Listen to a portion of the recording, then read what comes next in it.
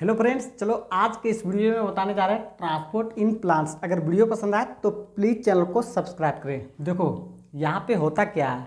सबसे पहले ट्रांसपोर्ट मतलब ये किसी चीज़ को एक जगह से दूसरे जगह ले जाने के काम करता है। ठीक, तो पौधा में किस तरह से होता है इसको देखेंगे। ह्यूमन बींग्स में देखते थे तो ब्लड और वाटर को ट्रांसपोर्ट कौन करता है? तो वेन जो होता है ये ब्लड को करता है, वाटर को करता है, और आर्टरी जो होता है ये ब्लड को ट्रांसपोर्ट करता है। सेम प्रोसेस यहाँ पे कौन करता है?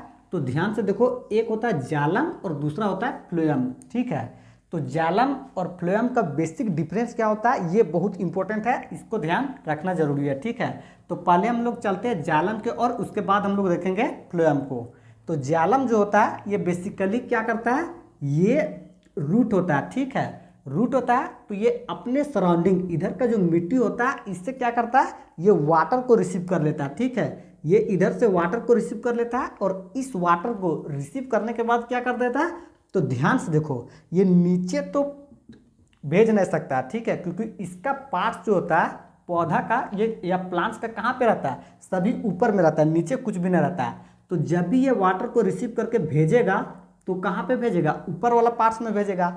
और बाकी जो होता है स्टेम होता है, लीफ होता है, ये सब तो वाटर को रिसीव कर नहीं सकता। ठीक, तो ये कंडीशंस अगर हम लोग देखते हैं तो ये किस डायरेक्शन में भेजता है, तो हमेशा देखेगा तो सिर्फ ये डाउनवर्ड से अपवर्ड की ओर भेजेगा, सिर्फ एक डायरेक्शन में।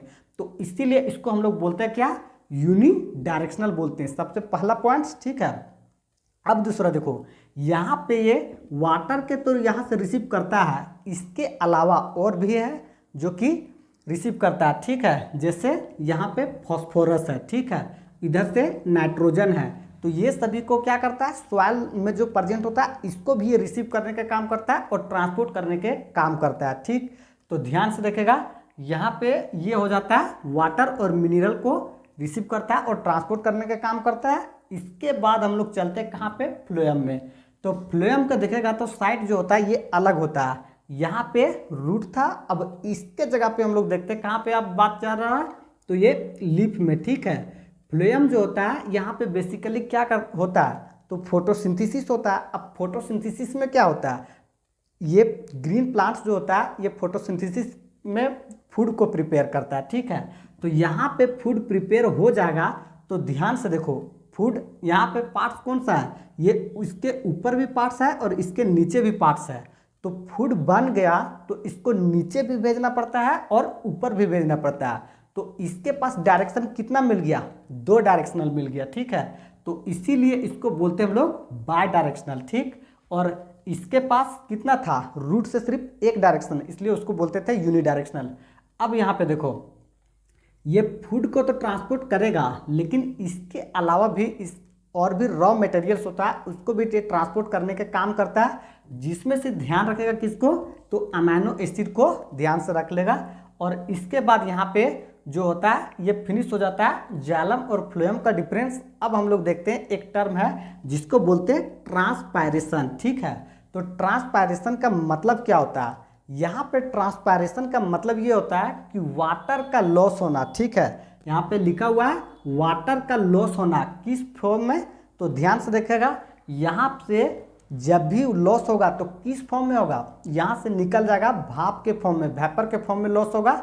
और किसके द्वारा, तो ये सनलाइट जो पड़ता है इसके द्वारा। ठीक है, सनलाइट पड़ेगा। ऐसे देखो, अगर हम लोग देखते हैं कोई नदी है, तालाब है, या कहीं पे पानी जमा हुआ रहता है तो सन का जो रे होता है, लाइट होता है, ये उस पर पड़ता है तो वाटर का लेवल वहाँ पे क्या हो जाता है, कम हो जाता है, आने की वो धीरे धीरे सूखने लगता है। तो सेम कंडीशंस यहाँ पे होता है, ये सूरज की रोशनी इसके ऊपर पड़ता है तो यहाँ से वाटर जो होता है ये वेपर फॉर्म में क्या हो जाता है, कन्वर्ट होकर के लॉस हो जाता है। तो इसी डिफिनेशन को ही बोलते हैं हम लोग ट्रांसपायरेशन। यहाँ पे थोड़ा सा अलग रहेगा कि बोलेगा कि वेपर के फॉर्म में लॉस होता है, लेकिन कौन सा पार्ट्स, तो एरियल पार्ट्स बोलेगा।